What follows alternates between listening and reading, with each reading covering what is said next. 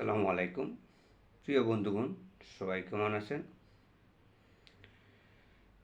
বাইরে অনেক বাতাস,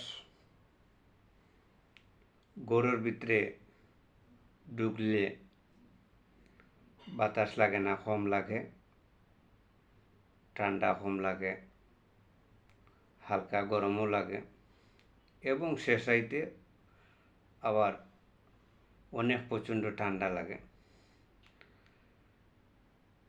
এইটা অবাক কাণ্ড, সবাই ফলো করেন। আল্লাহর কি হুকুম আর আল্লাহর কি দেখেন, দুনিয়ায় দেখেন সাধারণ আপনারা ওয়ালে দিয়ে তাকান, গ্লাসে দিয়ে তাকান, দেখেন গ্লাস কীভাবে সাধারণ গ্লাস দি গাম মিয়া কুয়াশায় পানি গ্লাস বাইয়া ফরের, গ্লাসে দি বাইয়া ফরের, কিন্তু দেখেন আল্লাহর কি হুকুম, দুনিয়ায় কি এগুলা দেখেন। তাহলে সবাই এইগুলা কেউ দেখে না, এগুলা কেউ বুঝে না।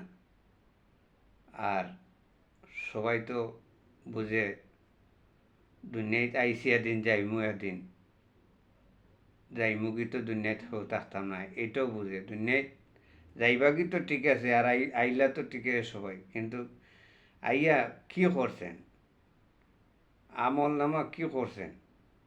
কুচ্ছ করছেন? আমল নামা করছেন?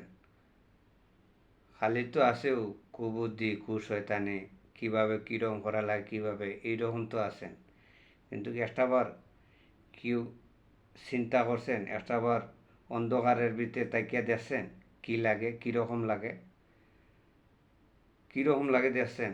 অন্ধকারে থাকেন একটা রাইট, অন্ধকারে থাকেন, দেখেন কীভাবে কীরকম লাগে অন্ধকারে, আর বেশি হয়েছে না অন্ধকারে।